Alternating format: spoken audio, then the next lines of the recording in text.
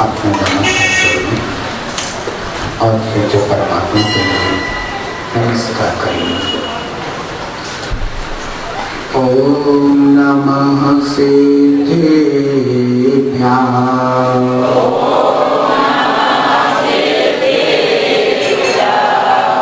ओम नमः सिद्धेभ्यः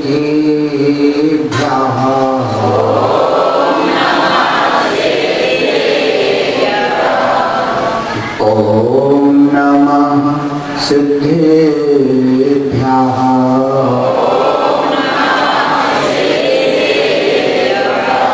ओम नमः सिद्धेभ्यः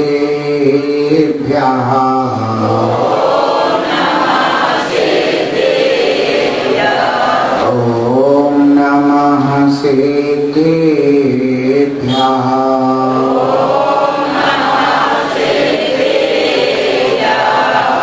ओम नमः सिद्धेभ्यः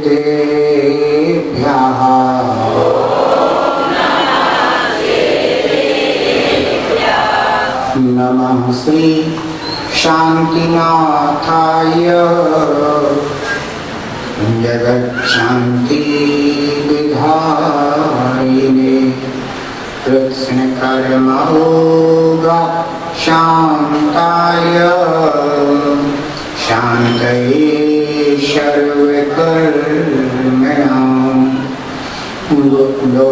नमः श्री वर्धमानाय निर्भूतकल्यात्मने सालोकानां त्रिलोकानां यद्विद्या दर्पणायते गुरवः पान्तु नो नित्यं ज्ञानदर्शनायका चारित्रार्णव गम्भीरा मोक्षमार्गोपदेशिका मोक्षमार्गोपदेशिका मोक्षमार्गोपदेशिका।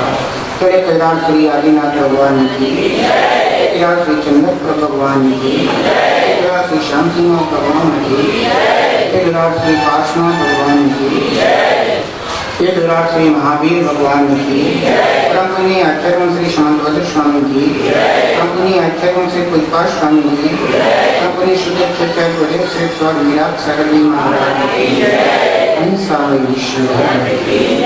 जगत परम पूज्य महामनी संत राष्ट्रीय योगी समणाचार्य गुरुदेव बीमारी से सागर जी महामणि लाल जी की, आहार जी वाले छोटे बाबा की, समस्त आचार्य भक्त की। 218 नासक हैं लोकालोक प्रकाशक हैं। 218 नासक हैं लोकालोक प्रकाशक हैं। सच्चे देव कहाते हैं, सच्चे देव कहाते हैं, हम उनके आराधक हैं। सच्चे देव कहाते हैं, हम उनके आराधक हैं। श्रद्धा तुमको, श्रद्धा तुमको परमात्मा बनाए रे। जीवन है पानी की बूंद कब मिट जाए रे। जीवन है पानी की बूंद कब मिट जाए रे। हानि अनहानि हो, हानि अनहानि कब क्या घट जाए रे। जीवन है पानी की बूंद कब मिट जाए रे।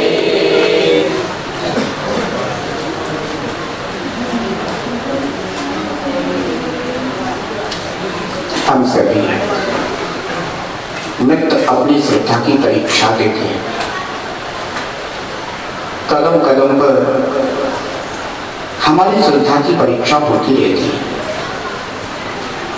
कर्म परीक्षा ले रहे हैं, नौकरों परीक्षा ले रहे हैं, परिवार संबंधी जन परीक्षा ले रहे हैं, पदार्थ परीक्षा ले रहे हैं। अचेतन पदार्थ, अचेतन वस्तुएं हमारी परीक्षा लेती रहती है श्रद्धा की। हम कहां डिग जाते हैं, हम कब डिग जाते हैं। बंधु, बहुत छोटी छोटी सी चीजें हमें श्रद्धा से चलायमान कर देती हैं। देखने में ऐसा लगता है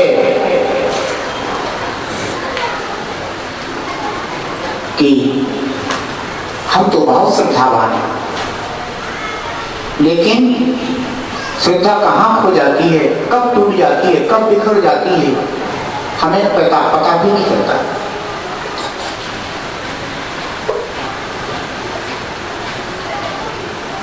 सच्चे देव की सच्ची श्रद्धा जिसके अंतस में जागृत हो जाती है, बाह्य जगत में कोई ऐसा पदार्थ नहीं, कोई ऐसा संबंध नहीं जो कि हमें लुभा ले। बंधु, बाली मुनराज थे, मुनराज तो हुए। बाली जब सम्राट की अवस्था में थे, उन्होंने एक नियम लिया था कि हम कभी भी पंच परमेष्ठी के अलावा अन्यत्र किसी को भी नमन नहीं करेंगे। उनकी अकाट्य श्रद्धा थी, सच्ची श्रद्धा थी उनकी। उन्होंने निर्दोष देव को पहचाना था। उन्होंने उस निर्दोष वितराग दशा का क्या फल होता है, बंधु, उसको प्राप्त किया था। उसकी श्रद्धा की, उस मार्ग पर चलने वाले ऐसे निर्ग्रंथ मुनिवेश के धारी आचार्य उपाध्याय साधु परमेष्ठियों के प्रति उनकी सच्ची श्रद्धा थी। नियम था कि पंच परमेष्ठियों के अलावा अन्यत्र किसी की वंदना नहीं करेंगे, नमन नहीं करेंगे। आखिर क्यों? क्या उनकी कोई चाह नहीं थी, क्या उनकी कोई कामनाएं नहीं थी, क्या उनका कोई राज्य वैभव घर परिवार जीवन नहीं था? कभी कभी ऐसा हो जाता है।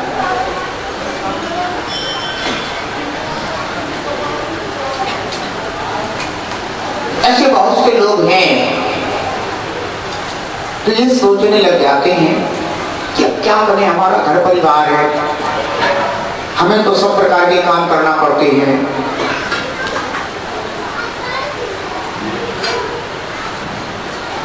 जब हम एक सामान्य लोक व्यवहार में अपने से भी निम्न जीव के साथ जय जयंत का व्यवहार करते हैं, अब जो भी लोक व्यवहार होता है वो लोग व्यवहार निर्वाह करते हैं, तो फिर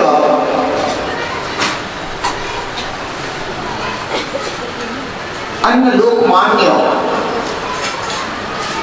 देवी देवताओं की आराधना करने से हमें क्या फर्क पड़ेगा, हमारा क्या बिगाड़ होता है।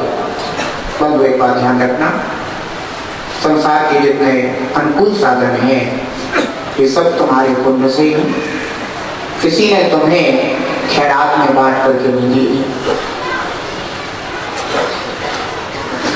किसी ने तुम्हारे लिए यूं ही सम्मान में नहीं दे दिए।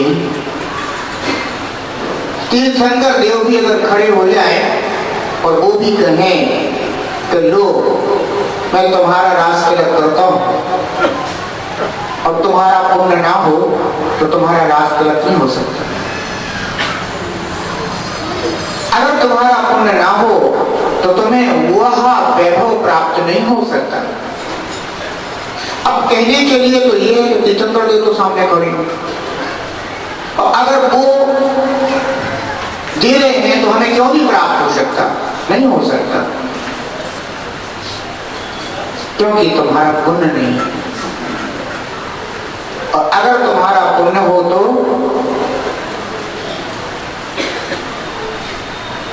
बंधु, कोई भी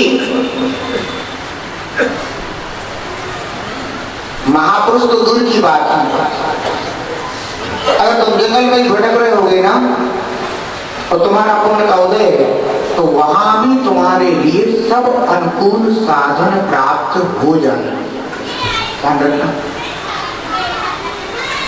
राम लक्ष्मण सीता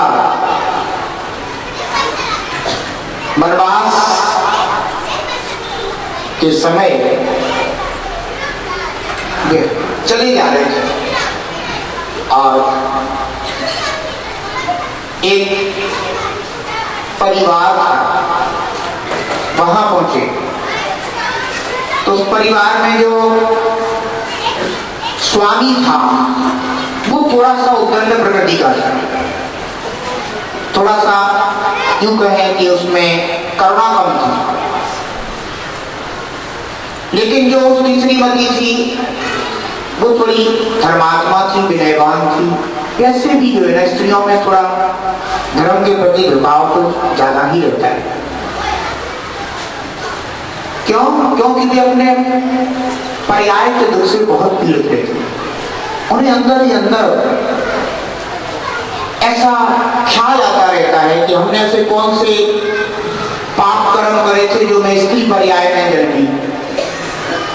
जितने भी शास्त्र हैं, गुरु हैं, वे सब इस पर्याय की पीड़ा को बताते रहते हैं। इस पर्याय की हेयता बताते हैं। वो कहते हैं कि तुम ऐसी निम्न और तुच्छ पर्याय में जन्मे। तो वैसे भी स्त्रियों को अंदर ही अंदर एक पीड़ा तो रहती है कि हमने जब का पर्याय पाया, वो भी स्त्री पर्याय है, कब छूटे हमारी ये पर्याय। तो धर्म के प्रति उनकी रुचि जरा ज्यादा रहती है। और पुरुष जो होते हैं ना, ये सोचते हैं कि हमने बहुत पुण्य करा था तब हम पुरुष पर्याय को प्राप्त हुए। वे इस अहम में आ जाते हैं कि हमें वो पर्याय मिली है जिस पर्याय को देवता तरस रहे, माने हम बहुत महान हैं। तो एक सहज अहंकार उनका इस पर्याय के प्रति बन जाता।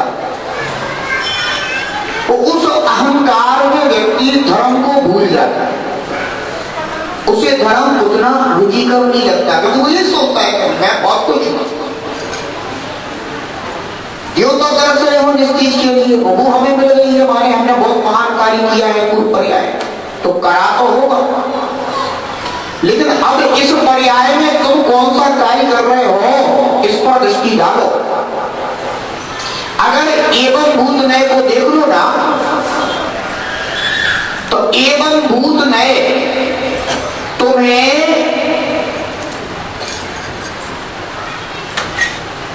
एक दिन में न जाने क्या क्या बना दे। यानी तुम्हें बहुत सारी जो है ना ऐसी अपनी होने वाली पर्यायों से परिचित करा दे।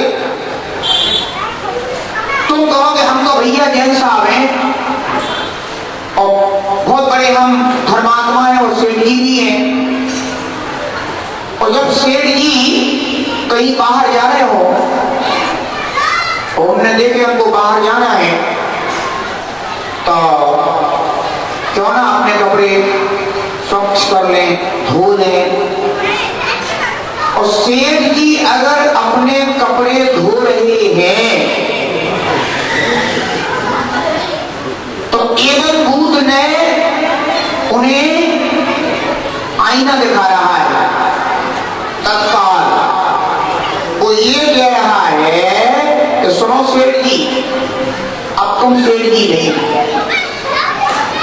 कपड़े धोने वाला कौन होता है, इसलिए तुम यही हो। क्या बता रहा है कि तुम अब यही हो, समझ जाओ।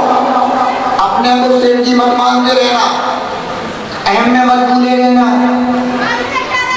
कपड़े धोते समय एक धोबी को जितने कर्मों का बंध हो रहा है, जितने उसके द्वारा पाप कर्म हो रहे हैं, जितनी हिंसा हो रही है उतनी ही सेठ जी तुम्हें भी इस पर्याय में एवं बुद्धने की अपेक्षा से लग रही है। तुम यही हो, दूसरे नहीं हो। ध्यान रखना, यदि तुम अपने जूते जरा ठीक ठाक कर रहे हो, सार संभाल कर रहे हो, तो एवं भूत नहीं कह रहा है कि सेठ जी सुन लो, अब तुम कौन हो? मोची हो, मोची। ध्यान रखना, उस समय तुम्हारे जो परिणाम हैं, जो भाव हैं, वह तुम्हारे लिए वैसे ही कर्म का बंध करा रहे। एक बार अगर कोई उस कुल में पैदा हो गया तो वो तो बेचारा आपने कोई मानता है मेरा तो अब मैं क्या करूं, मेरा मैं कैसे कुल में जन्मा हूं, तो वो अंदर ही उन अंदर वैसे भी दुखी रहता है। वो भावना ये करता रहता है कि कब हम ऐसी ही कुल की पर्याय से छूट करके और श्रेष्ठ कुल में हम भी जन्म लें। तो वो तो वैसा कर्म करते हुए भी हो सकता है कि उच्च कुल का भी बंद करे। क्यों? क्योंकि आपको जिस पर्याय में जन्मा है, जिस कुल में जन्मा है, उस कुल में उसका वो एक कर्म है। क्या है उसका वो कर्म है? तो वह बाहर से उस कर्म को कर रहा है, लेकिन अंदर ही अंदर वह खेद खिन्नता को भी प्राप्त है, लज्जा को भी प्राप्त है, अपनी आत्मनिंदा भी कर रहा है, भाव कर रहा है कि मैंने अगर पूर्व पर्याय में कोई अच्छे कर्म किए होते, श्रेष्ठ कर्म करे होते, तो हम श्रेष्ठ कुल में पैदा हुए होते।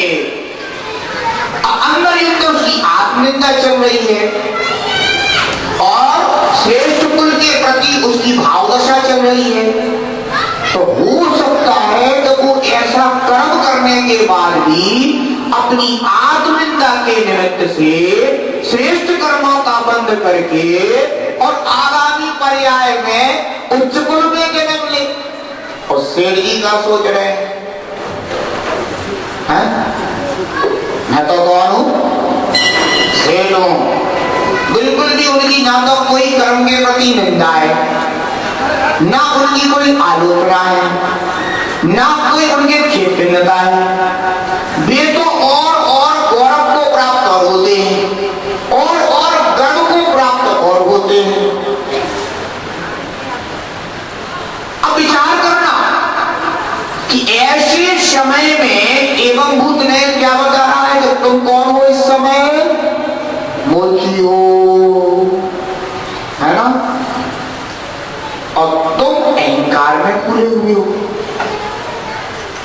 उस समय जो तुम्हारे लिए कर्म बन रहा है बंधु, अशुभ कर्म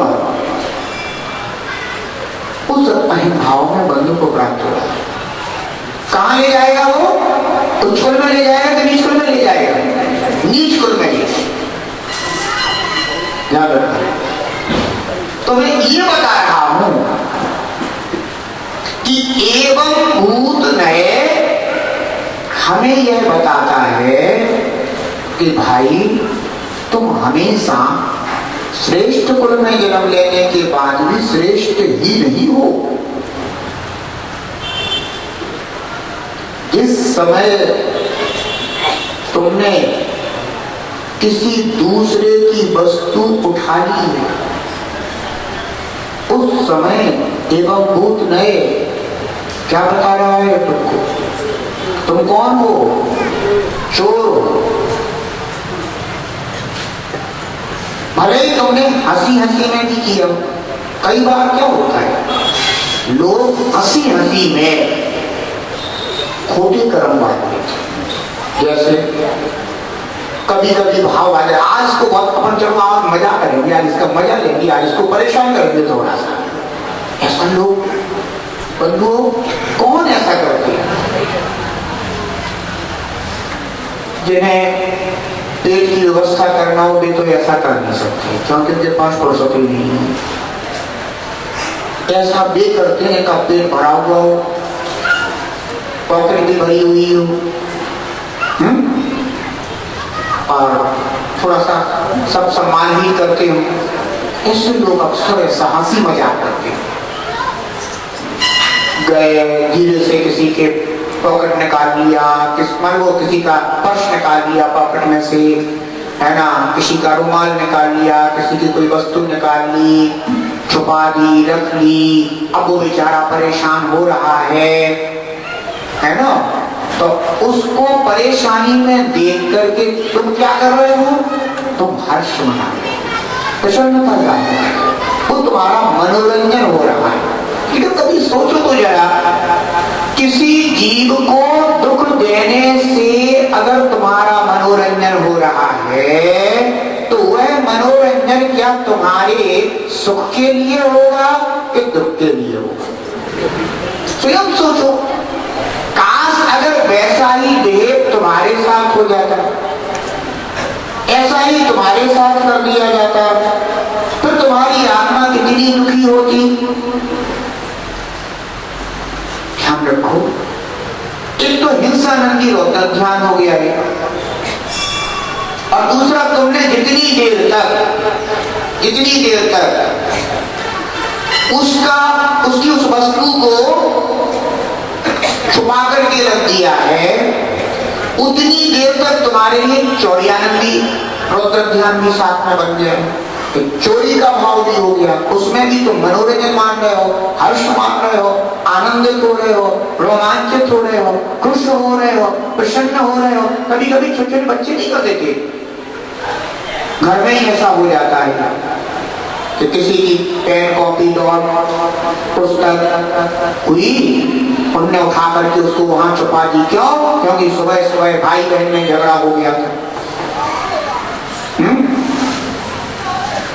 तो पता चला कि भाई ने ऐसा कर दिया या बहन ने ऐसा कर दिया, अब वो परेशान हो रहा है। लेकिन ऐसे समय में कितने कर्म बन गए, विचार कर लेना। अंजना ने जिनेन्द्र भगवान की प्रतिमा जी को थोड़ी देर के लिए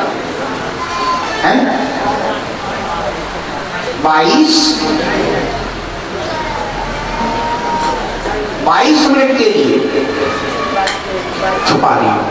कर्म कितना समय का बन गया? इतने थोड़ी से समय में इतना कर्म बन गया, और भोगने में भी कहां आया? कोई सामान्य कुल में थोड़ी ना जब किसी को, क्या सामान्य कुल में उसका विवाह थोड़ी ना हुआ था।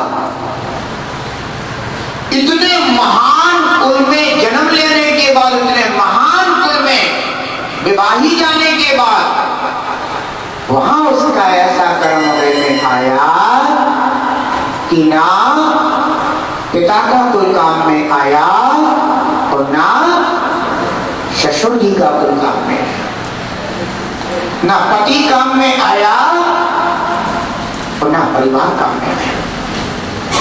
बंधुओं, कभी विचार करना, हम बहुत छोटी छोटी चीजों के सामने अपनी श्रद्धा से च्युत हो जाते हैं। हम बहुत छोटी छोटी चीजों के सामने अपनी श्रद्धा को खो देते हैं, नष्ट कर देते हैं, और ऐसे कर्मों का बंद कर लेते हैं कि जो कर्म हमें आज तो ठीक है, तुम पुण्य के उदय में खिला रहे हो, हंस रहे हो, प्रसन्न हो रहे हो, खुश हो रहे हो, लेकिन ये कर्म हमेशा नहीं रहते, हमेशा साथ नहीं देते। बाल काले लेकर के आए थे, लेकिन हमेशा काले नहीं रहेंगे, ये भी सफेद हो जाएंगे। तो वो अच्छा सुंदर सा शरीर लेकर के आए थे, लेकिन ये शरीर ऐसा नहीं रहेगा। कुछ समय के बाद इस शरीर पर झुर्रियां पड़ जाएंगी। सत्य को स्वीकार करना बहुत आवश्यक है। इन दोषों को करते करते जो कर्म बन जाता है, वो वह अनेक पर्यायों में जाता है, अनेक पर्यायों में। मान लो इसकी बंद ज्यादा हो गया और तुम्हारी आयु है कम, जन्म तुम्हारा कम आयु का होगा। मान लीजिए कोई कर्म जो है ना तुम्हारा 3000 वर्ष के लिए बन गया, तो 3000 वर्ष के बाद ये उदय में आएगा, अब तो फिर चलता रहेगा। अब तुमने मान लो कोई 100 वर्ष की आयु धारण कर ली, कोई तुमने 200 वर्ष की आयु धारण कर ली, 1000 वर्ष की भी आयु धारण कर ली, तो इस बीच में तुम्हारे को अनेक भाव जन्म मरण हो गए, लेकिन वो कर्म फिर भी ध्यान रखना। कहने का तात्पर्य ये होता है कि हम बहुत छोटी छोटी चीजों के सामने अपनी श्रद्धा को खो देते हैं। एवं भूत ने हमें कितने बार संभालने की कोशिश करता है कि देखो तुम मुझे समझ लो। एवं भूत ने क्या कहते, देखो तुम मुझे समझ लो, और मुझे समझ करके तुम अपने को समझ लो।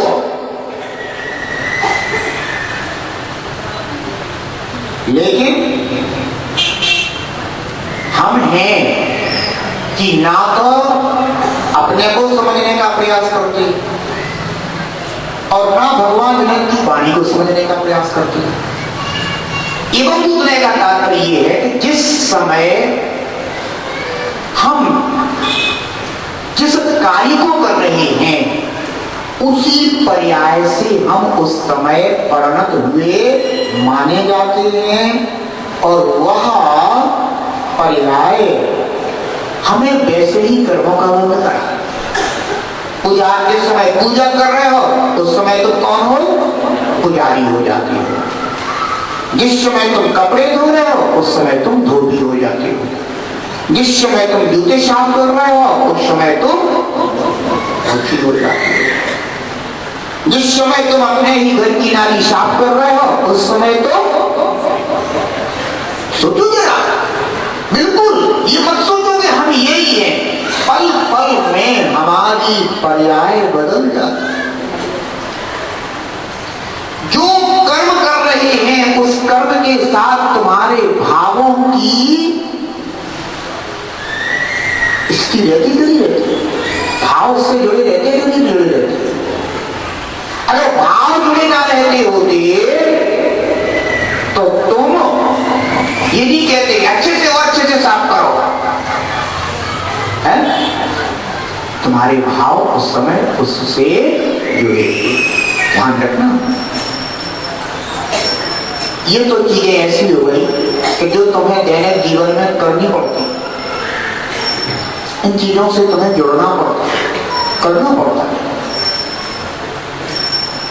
लेकिन ऐसा करते हुए भी अगर तुम्हारी आत्मा अंदर से यह कहे कि हे भगवान, मैंने ऐसे उत्तम पर्याय पाई, मैंने ऐसा उत्तम कुल पाया, लेकिन मैं ऐसे कर्म को करके अपनी आत्मा को अनेक कर्मों से बांध रहा हूं। मैं आप जैसी परम दशा, उत्तम दशा को कब प्राप्त करूंगा? जब मुझे इन सारे के सारे कार्यों से और कर्मों से निवृत्ति प्राप्त हो जाएगी। बंधु, अगर सच्चे देव की श्रद्धा होगी तो सच्चे देव की यह विशेषता है कि वह कोई भी कर्म नहीं करते। क्या विशेषता है उनकी? वो कोई भी कर्म नहीं करते। ध्यान रखना। और जो कर्म कर रहा हो वह सच्चा देव नहीं होता। जैसे कि तुमने कहा हे भगवान, हे भगवान, हे भगवान, सुन लो, सुन लो, सुन लो, मैं बहुत दुखी हूँ भगवान, बहुत दुखी हूँ भगवान। मैं तुम्हारी जो है ना रोज रविवार को रोज पूजा कर लिया करूंगा। पारसनाथ भगवान, रविवार को रोज पूजा करूंगा। हे शांतिनाथ भगवान, अगर ये वाला हमारा तुम काम बना दोगे आकर के तो हम जो है ना शांति विधान करा जाएंगे। ध्यान रखना, आप शांति विधान कीजिए, आप पूजा कीजिए, लेकिन तुम भगवान से ये मत कहो कि देखो तुम हमारा ये वाला काम बना दो। क्यों? क्योंकि भगवान कहते हैं कि मैं कर्म से निवृत्त हो चुका हूं, मैं क्रिया से निवृत्त हो चुका हूं। अब मैं कहीं ना आता हूँ, न जाता हूँ, न किसी से बोलता हूँ, न किसी से मिलता जुलता हूँ। अब मेरे ये सब कर्म छूट गए। अब तो मैंने हाथ पर हाथ धर के और पांव पे पांव धर के बैठ गया। शांत। ये तो बाहरी मुद्रा बता रही है मैं कुछ नहीं करूंगा। क्यों? क्योंकि मैं अगर कर्म करता रहूंगा तो मैं भगवान नहीं बन सकता। और जो भगवान बन जाता है फिर वो कोई ऐसे कर्म करता नहीं है। इसलिए कहा है कि सच्चे देव 18 दोषों से रहित होते हैं। 18 दोष कौन कौन से होते हैं? आचार्य भगवान कह रहे हैं क्षुद्र पिपासा जरातंक जन्मांतक भयस्मयः नाराग द्वेष मोहाश्च यस्याप्तः सा प्रकीर्त्यते क्षुत्पिपासा जरातंक जन्मांतक भयस्मयः नाराग द्वेष मोहाश्च यस्याप्तः सा प्रकीर्त्यते। कहते हैं कि सा आप्तः प्रकीर्त्यते। सह माने वह, आप्तः यानी सच्चे देव, आप्त प्रकीर्त्यते कहे जाते, कहलाते। कौन? प्रश्न खड़ा हो जाता है कि वह कौन जो कि आप्त कही जाती है, आप्त कहा जाता है, वह कौन? वह कैसा? तो कहते हैं कि यस्य जिसके क्षुध पिपासा, क्षुधा, पिपासा यानी प्यास,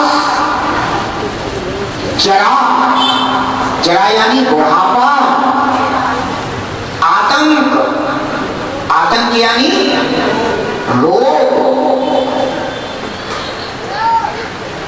और जन्म, जन्म, अंतर, मरण,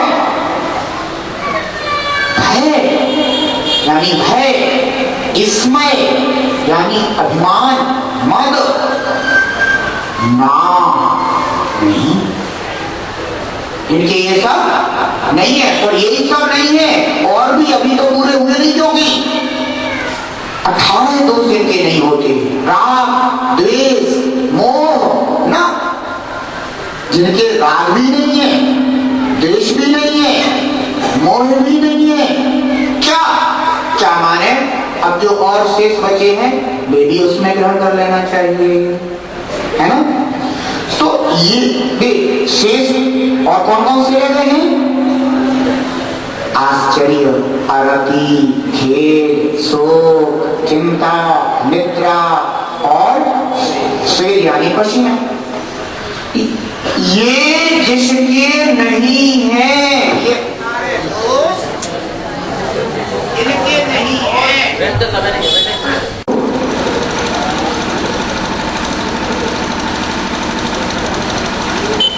यह दोष जिनके नहीं है वो कौन कहलाते हैं? आप कहलाते हैं, सच्चे देव कहलाते हैं। अच्छा ये बताओ, अगर जैसे भूख होगी, क्षुधा होगी, तो क्या वो कर्म से रहे तो हो जाएंगे? फिर संसार में घी,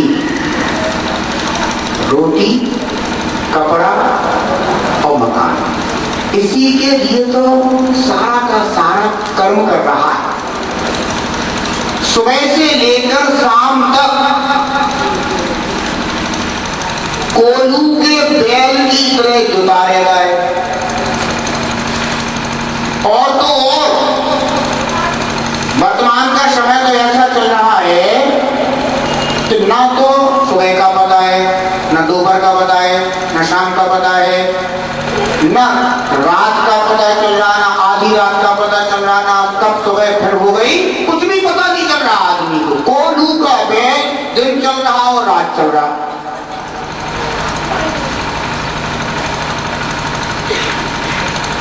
काहे के लिए? किस लिए? भूख मिटाने के लिए, भूख शांत करने। अगर क्षुधा होगी तो क्षुधा को शांत करने के लिए अनेक कर्म भी करना पड़ेंगे।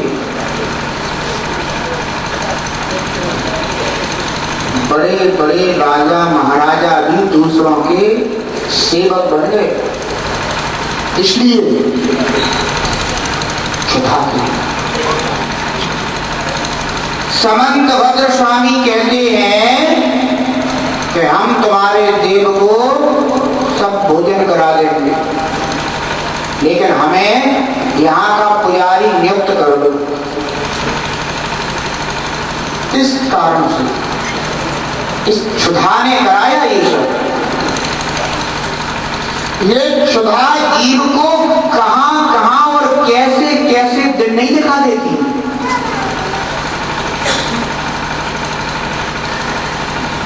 इस क्षुधा के लिए आदमी दूसरों के सामने भीख मांगता है। इसलिए क्षुधा के लिए। और जिन्हें ऐसी क्षुधा लगी हुई हो या वे भगवान हो जाए। सच्चे देव कैसे होते हैं? दुख से मुक्त होते हैं। जो पूर्ण सुखी हो उसे ही तो भगवान कहते हैं। और जो आधा सुखी हो और आधा दुखी हो उसे क्या कहेंगे? भगवान कहेंगे क्या? आधे सुखी और आधे दुखी।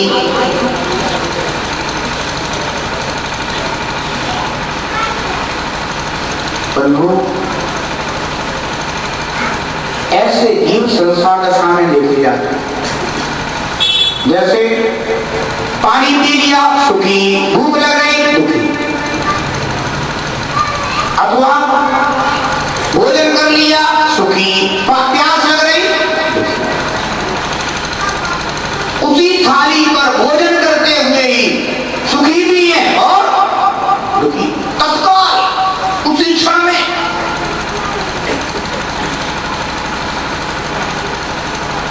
ऐसे जीव क्या भगवान है? ना, भगवान तो वैसे होते हैं जो पूर्ण सुखी। हम इतनी तपस्या करें, साधना करें, किस लिए? कि हम आधे सुखी आधे दुखी हो जाए। अरे ऐसे लोग संसार में कैसे रहते? संसार में कोई भी जीव क्यों ना हो, थोड़ा सुखी और थोड़ा दुखी।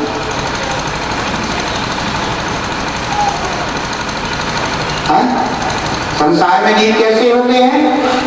तो एक ही गीत गाते रहते हैं, तो थोड़ा सुख प्राप्त हुआ है और थोड़ा है, कि बाकी की ही सारी झांकी चलती रहती है।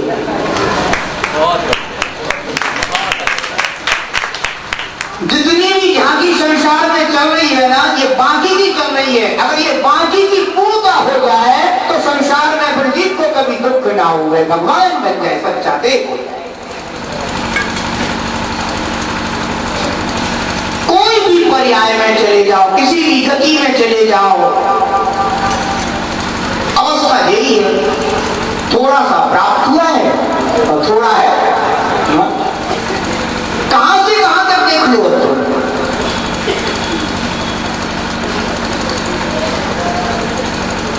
स्वर्ग में तुम निम्न से निम्न देव से लेकर के और सर्वार सिद्धि के उन अहमिंद्रों तक को देखो। कैसे है वे? थोड़ा सुख प्राप्त हुआ है और थोड़ा है बाकी। राजा महाराजाओं को देख लो अब तुम, चक्री को देख लो, अर्धचक्री को देख लो,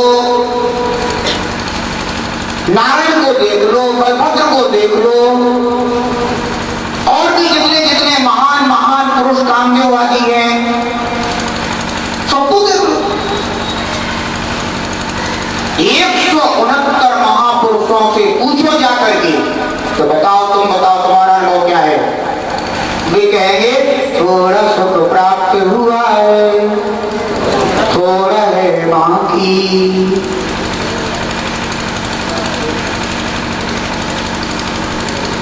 मोक्ष मार्गी महाराज से पूछो,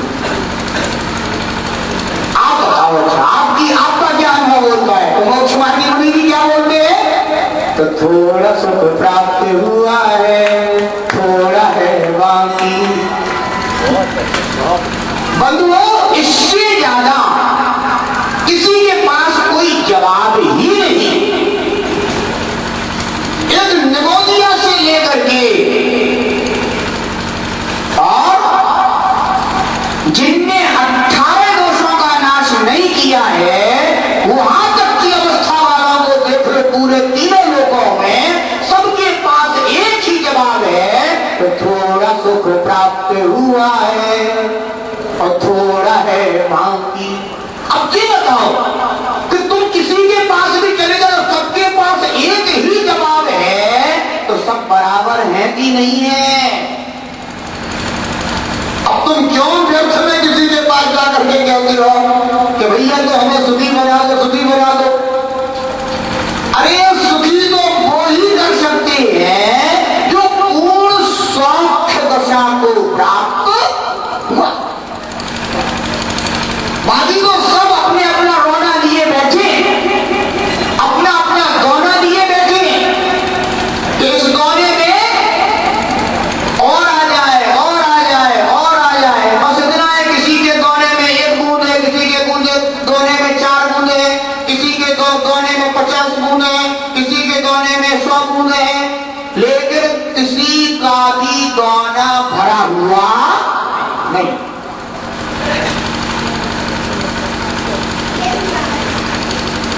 संसार में सब जीव दुखी। इसका तात्पर्य ये भी नहीं है कि सब जीव दुखी दुखी है, सुखी नहीं है, सुखी भी है। कोई भी जीव किसी भी पर्याय में चला जाए, किसी भी, उसे उस पर्याय में रहते हुए जितनी भी अनुकूलता मिलती हो, वो उसे अपना सुख नहीं मानता। तो यहां का मामला तो ऐसा ही है कि थोड़ा सुख है और किसी का भारी दुख है, किसी का उससे थोड़ा कम, उससे थोड़ा कम, उससे थोड़ा कम। बस एक तो वंश पायदान हो सकते हैं, लेकिन पूर्ण सुख दशा है।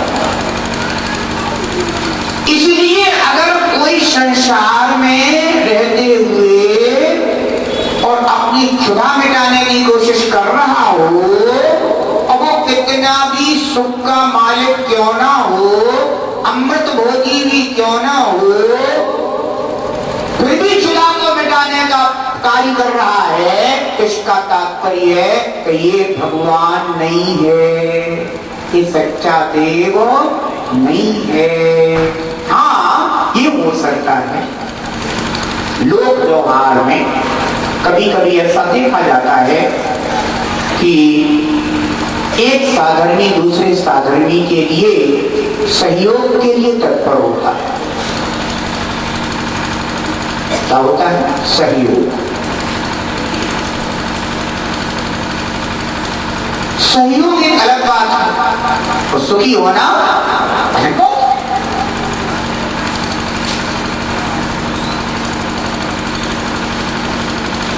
कोई सीता अपनी परीक्षा दे रही है और कोई देव आकर के उसका सहयोग कर देता है, तो वे सहयोग तो कर सकते हैं लेकिन वे भगवान नहीं कर सकते। एक साधारण बात कर रहे, सच्चा देव कैसा होता है? क्षुधा से रहित होता है। ध्यान रखना, भूल मत जाना, जहां भी भोजन पाने की व्यवस्था चल रही हो समझ लेना कि यहाँ अभी सच्चे देव निवास नहीं करते, यानी ये सच्चे देव का आलय नहीं हो सकता। क्षुधा लगी हो, पिपासा, प्यास, पानी पानी पानी, भैया बहुत जोर से प्यास कर रही है, ऐसा लगता है कि प्राण ही निकल जाएंगे। और भाई कहता है कि वो अनुज तुम चिंता मत करो, तुम अभी यहीं पर विश्राम करो, मैं अभी जाता हूं तुम्हारे लिए पानी लेकर के आता हूं। सोचो जरा, तो भगवान ने कहा जो 2 बूंद पानी के लिए तड़प रहा हूं वो भगवान नहीं हो सकता।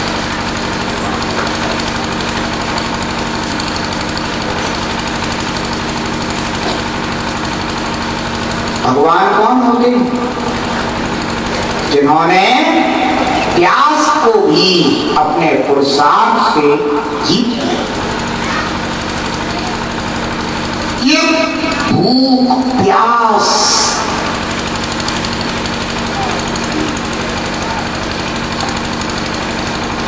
इनको तृप्त करने का भाव कौन से कर्म को देख जाता है?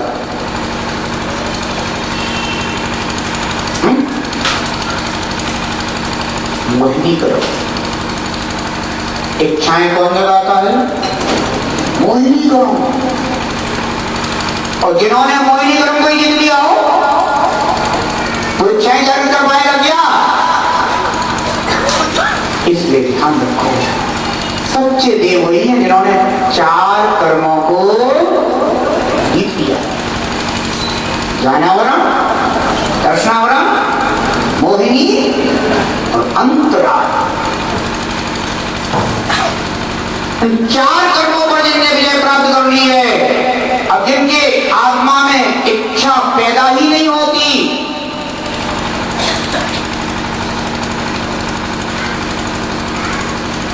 वो भोजन करेंगे क्या? बिना इच्छा के भोजन होता है? भोजन करेंगे तो कुछ ना कुछ तो इच्छा रहेगी, भले ही इस रूप में हो कि हमें अपने संयम को पालन करना है। अब तुम्हें संयम पालन करने की भावना है इसलिए, लेकिन है तो ऐसा तो नहीं कहा जा सकता कि नहीं हम तो बिना इच्छा के भोजन कर रहे हैं। कुछ ना कुछ तो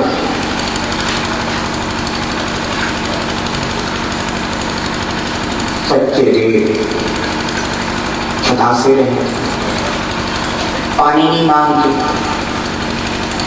और अगर देख प्यासे हो जाए और तुम पानी पिला दो तो बड़ा कौन कह रहा है? बता।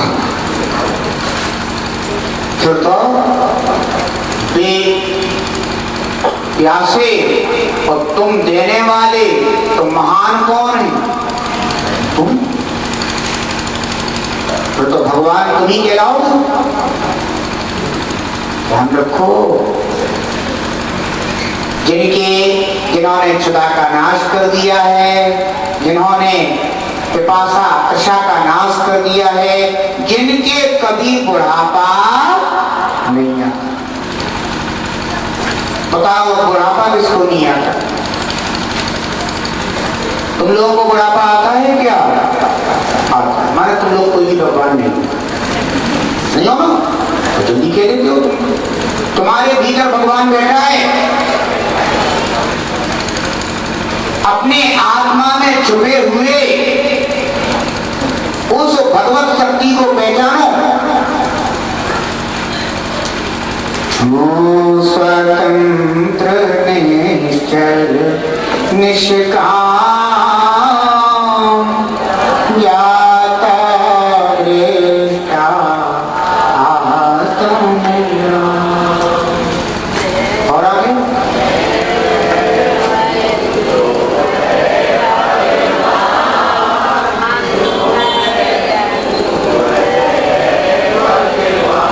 ऐसी बात हो गया।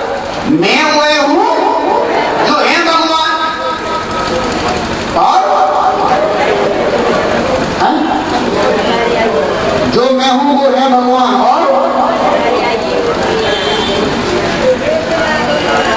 मैं जो हूं वह,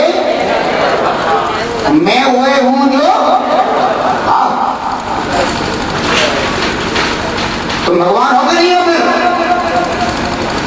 और फिर भी तुम कह रहे हो हम कहाँ भगवान? अंतर्यही ऊपरी ज्ञान वे विरागे रागे वितान हो स्वतंत्र निश्चल निष्काम ज्ञाता दृष्टा आत्मराम। अंतर यही ऊपरी का, अंतर किसका है? ऊपर का है। ऊपर का यानी पर्याय का। किसका अंतर है? पर्याय का अंतर है कि वे विराट, वे तो कैसे हो गए? अपने समस्त रागादि भावों को जीत करके वितराग दशा को प्राप्त हो गए। यहाँ राग विकार, हम यहाँ अपनी राग पर्याय का ही अनुभव करने में लगे हैं और वितराग पर्याय को प्राप्त हो गए हैं। बस यही अंतर है। और वास्तविकता में देखा जाए तो जिसका जो राग पर्याय का अनुभव कर रहा है या जो वितराग पर्याय को प्राप्त हुआ है, वह दोनों का तत्व सत्व एक समान है। जो राग पर्याय का अनुभव कर रहा है, ऐसा द्रव्य स्वयं भगवत शक्ति से भरा पड़ा है, और जो विराग पर्याय का अनुभव कर रहा है, वह भी भगवत शक्ति से जो भरा पड़ा है, उसी को प्राप्त होकर के उसी का अनुभव कर रहा है। मैं अपने ही परमात्मा शक्ति का आश्रय ना करके पर द्रव्य का आश्रय कर रहा हूं, इसलिए मुझे राग पर्याय का अनुभव हो रहा है। मुझ में भगवत शक्ति भरी पड़ी है।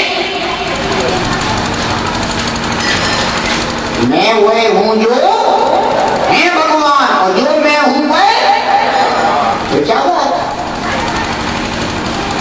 जब मैं और भगवान स्वरूप हूं, तो आखिर अपनी द्रव्य की उस शक्ति पर अपनी दृष्टि क्यों नहीं डालते? उस पर श्रद्धा क्यों नहीं लाते? वह द्रव्य क्षुधा से रहते, वह द्रव्य तपस्या से रहते, मेरा आत्म द्रव्य जरा से रहते। बताओ बुढ़ापा किसको आता है? शरीर को बुढ़ापा आता है कि चैतन्य स्वरूप भगवान आत्मा को बुढ़ापा आ रहा है? तो फिर मेरे अंदर जो बैठा हुआ है वह जरा से रहते है कि नहीं है? लेकिन हम उस अपने निज चैतन्य देव को पहचानते नहीं, ऊपर श्रद्धा लाते नहीं। हम चाहते हैं कि हमें ऐसी खुली आंखों से भगवान दिखाई दे। तो तुम्हें ऐसी आंखों से कभी भगवान दिखाई देने वाले नहीं है। भगवान को अगर तुम्हें देखना है तो ज्ञान चक्षु को जन्म देना पड़ेगा।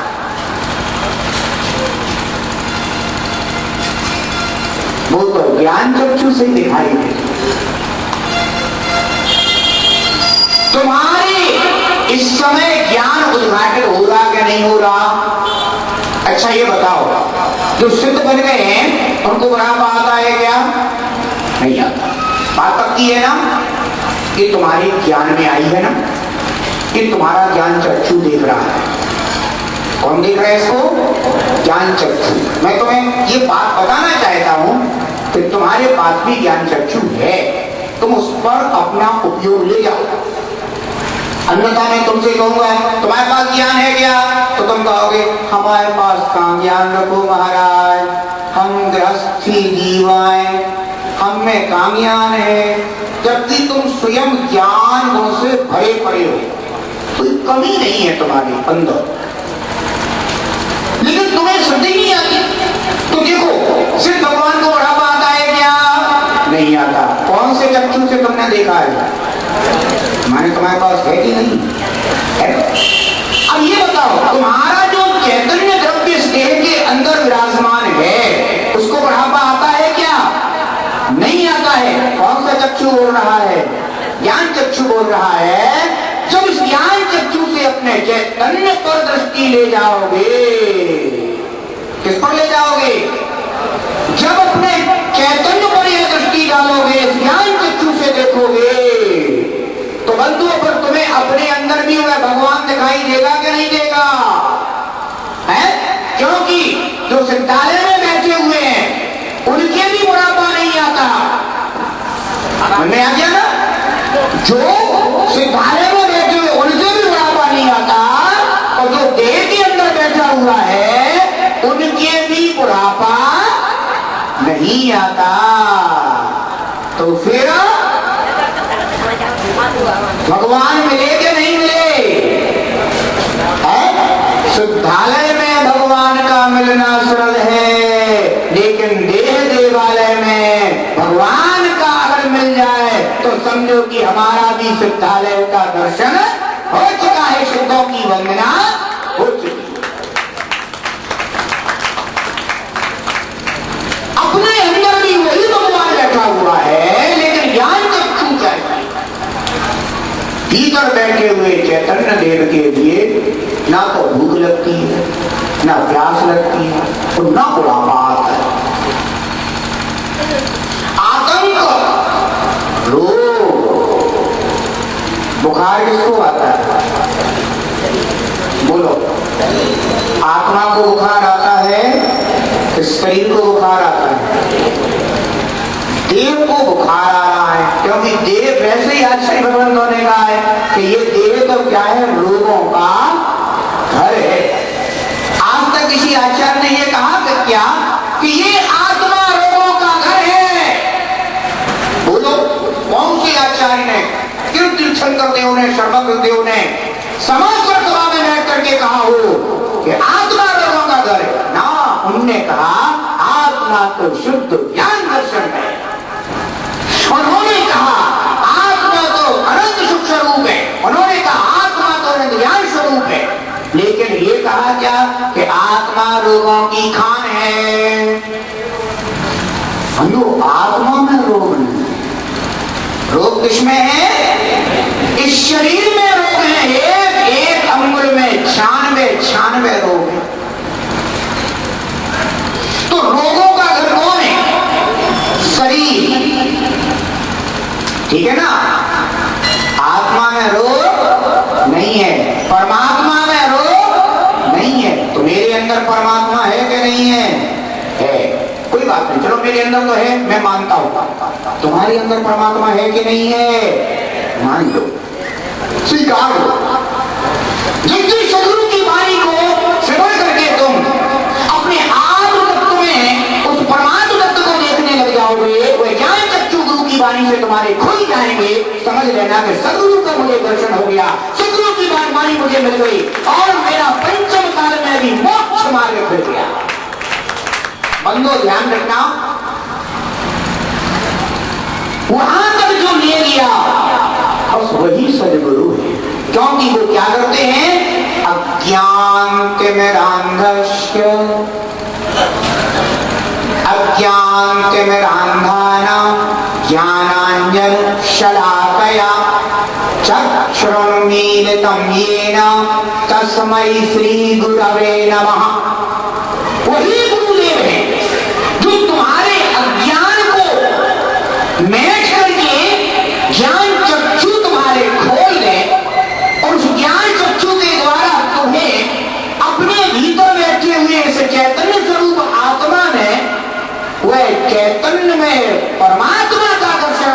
है, समझ लेना कि आज मुझे सच्चे गुरु की वाणी प्राप्त। ध्यान रखना, बुढ़ापा ना तो परमात्मा को आता है और ना भीतर बैठा हुआ आत्मा बुढ़ापे को प्राप्त है। बुढ़ापा किसको आता है? इस शरीर को आता है।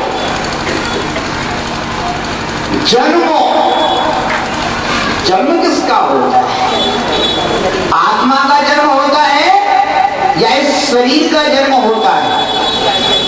मां के गर्भ में किसका निर्माण हो रहा है? आत्मा का निर्माण हो रहा है या 9 माह तक शरीर का निर्माण हो रहा है? किसका निर्माण हो रहा है? 9 माह तक शरीर का निर्माण हो रहा है। ध्यान रखना बंधुओं, गर्भ के अंदर कोई जीव का निर्माण नहीं चल रहा, शरीर का निर्माण चल रहा है। गर्भ से जन्म कौन लेता है? जीव लेगा कि ये शरीर जन्मेगा? कौन लेगा? ये शरीर ही जन्म लेगा। अब शरीर में जीव है, इसलिए बेचारा इतने आरोप झेल रहा है कि सारे आरोप जीव के लिए प्राप्त हो गए। तो किसने जन्म लिया? पूरे जीव ने जन्म लिया। जीव का तो कभी जन्म होता ही नहीं है, देह का जन्म हुआ है। इसलिए व्यवहार से ऐसा उपचार जीव को प्राप्त हो रहा है कि जीव ने जन्म ले लिया है। वास्तव में देखा जाए तो जीव अनादि से है, अनंत काल तक रहेगा। फिर जन्म की बात जीव के साथ कहां से?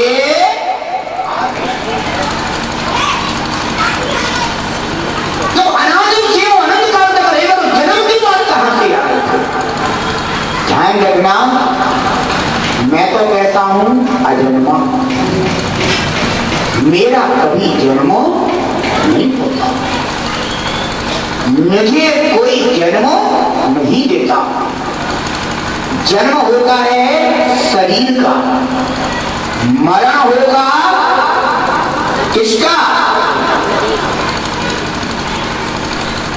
जिस प्राणों से यह शरीर चल रहा है ना, उन प्राणों का वियोग हो जाएगा तो मरण हो जाएगा। तो क्या मेरा आत्मा मर जाएगा? क्या बोलो, आत्मा का मरण होता है क्या? जब आत्मा का मरण ही नहीं होता तो आत्मा का जन्म कैसे हो जाएगा? यानी हमारा भीतर बैठा हुआ चैतन्य देव कैसा है? जन्म और मरण से रहते। और सच्चे देव सिद्धालय में विराजे हैं, लेकिन जन्म मरण से रहते क्या है? मेरे देह देवालय में बैठा हुआ चैतन्य देव जन्म मरण से रहते कि नहीं है? है। मैं वह हूं जो है भगवान, और जो मैं हूं वह है भगवान। अपने अंदर उसी भगवान का अनुभव हो रहा कि नहीं हो रहा? हो रहा है ना। ज्ञान चक्षु अपना कार्य करता है। बंधुओं ध्यान रखना, जब तक हमारे अंदर अज्ञान था तब तक हमें ये बाहर की पर्याय दिखाई देती थी।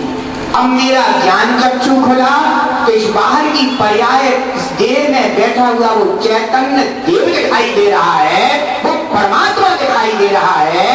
इसलिए मुझे यह एहसास हो रहा है, यह अनुभव हो रहा है कि वास्तव में मेरा आत्मा भी जन्म मरण से रहित है और परमात्मा भी जन्म मरण से रहित है। अब वो धन्य है। जन्मांतर भय, भय किसको लगता है? भय किसको लगता है? ध्यान रखना बंधु, चैतन्य देव जब मरता नहीं, चैतन्य देव का जब मरण होता नहीं, चैतन्य देव की मृत्यु होती नहीं, चैतन्य देव को कभी अग्नि से जलाया नहीं जा सकता, चैतन्य देव को पानी में गलाया नहीं जा सकता, चैतन्य देव को धूप में सुखाया नहीं जा सकता, चैतन्य देव की चटनी बांटी नहीं जा सकती, चैतन्य देव को तलवार छू नहीं सकती। तो फिर हमारे चैतन्य देव को भय किस बात का है? ध्यान रखना, जो कटे फटे गले जले है उसको, जब तक मेरी दृष्टि इस शरीर पर है कि मैं ये शरीर हूं, मैं ये शरीर हूं, मैं ये शरीर हूं, तब तक बंधु भय पैदा होता है। क्यों? क्योंकि शरीर में लगना जाए, जलना जाए, फटना जाए, कटना जाए। जब ये दृष्टि आ गई कि मैं चैतन्यमय भगवान आत्मा हूं, दस कुमार महाराज की देह पर, शरीर पर सिगड़ी बना करके जला दी और उन्होंने क्या अंतरंग में अनुभव किया कि जो जल रहा है वह मैं नहीं हूं और जो मैं हूं वह कभी जलता नहीं है। और उन्होंने अपने देह में बैठे हुए चैतन्य स्वरूप भगवान आत्मा का आश्रय लिया और उन्हें केवल ज्ञान की प्राप्ति हो गई, परम पद की प्राप्ति हो गई। और अगर उनकी दृष्टि देह पर चली जाती, पर्याय पर चली जाती, तो क्या उन्हें केवल ज्ञान प्राप्त होता? नहीं होता। केवल अज्ञान प्राप्त होता, केवल ज्ञान प्राप्त नहीं होता। ध्यान रखना बच्चों। इसलिए मैं कैसा हूं? भय से भी रहित। भय उसे सताए जिसे ऐसा लगे कि मैं मर जाऊंगा, मरते नहीं हूं। और भय किस बात है? ध्यान रखना। रण क्षेत्र से डरना के कौन भागेगा? जिससे मरने का भय हो, वही तो बात है। तो निर्भय होगा वो, हमें पता है। बंधुओं, तुम्हारे लिए ऐसा वरदान प्राप्त है कि तुम कभी नहीं मरोगे। सुन लो, देवेंद्र वालों, सबको वरदान प्राप्त है कि तुम कभी भी मरोगे नहीं। अपने वरदान को अनुभव करो, अपने वरदान पर श्रद्धा लाओ, अपने वरदान के प्रति आस्था जगाओ, उस अविनाशी ध्रुव पर दृष्टि डालो जो कभी भी मरता नहीं है। वरदान प्राप्त है, लेकिन वरदान होने के बाद भी जीव दर दर का भिखारी बन रहा है, भय से कांप रहा है। मैं मर ना जाऊं, मैं मर ना जाऊं, मैं मर ना जाऊं। कोई बात नहीं, पर्याय में कर्म के द्वारा तू शताया हुआ है, लेकिन उस कर्म को तू तभी जी सकता है जबकि तेरी दृष्टि अपनी ध्रुव पर जाए, तभी तू अंदर से सुदृढ़ हो पाएगा, तभी तू स्वीकार कर पाएगा। तो ये कर्म बिना क्या बिगाड़ेगा? मैं तो अंदर से अविनाश दशा को प्राप्त हूं। बंधु, भयभीत तो वही होगा जिसके लिए छत्र छाया नहीं हो, और जो स्वयं छत्र छाया में हो उसके लिए क्या भय, क्या डर? ध्यान रखो, मेरा आत्मा भय से रहे। इसमें अभिमान, आत्मा में अभिमान, यह दोष होता है क्या? नहीं होता। आत्मा में अभिमान दोष नहीं होता, ठीक है ना? अभिमान दोष कहां से आया? मान कषाय से आया। कहां से आया? मान कषाय से आया। कषाय जो है वह आत्मा का स्वभाव है क्या? नहीं, ये तो बाहर से आई हुई वस्तु है, विदेशी है, विदेशी। कषाय कैसी है? विदेशी। आकषाय भाव स्वदेशी। आकषाय भाव कैसा है अपना? स्वदेशी। कषाय भाव विदेशी। 15 अगस्त मनाओगे क्या? बोलो, 15 अगस्त मनाओगे? स्वतंत्रता दिवस मनाओगे? कब? जब विदेशी को ध्यान रखना। 15 अगस्त मना सकते हो, स्वतंत्रता दिवस मना सकते हो कब? जब विदेशी को अपनी भूमि से जो है ना, अपनी जमीन से बाहर निकाल दिया जाएगा। कषाय को बाहर निकालना है और स्वदेशी होने का अनुभव करना है। स्वाभिमान लाओ, क्या लाओ? स्वाभिमान लाओ, अभिमान मत लाओ। अभिमान झुका देता है, स्वाभिमान उठा देता है। आत्मा में स्मय नहीं है, मद नहीं है, कषाय नहीं है। ये तो बाहर से आई हुई विदेशी चीज है। मुझे तो अपनी स्वदेशी वस्तु का आश्रय करना है। अकषाय भाव स्वदेशी है, मेरी आत्मा में भरा पड़ा है। जिस दिन तो अपने अकषाय भाव का आश्रय करोगे, उस दिन देह पर चाहे कितने भी उपसर्ग क्यों ना आ जाए, तो भी बंधु केवल ज्ञान प्राप्त करने से कोई रोक सकता नहीं है।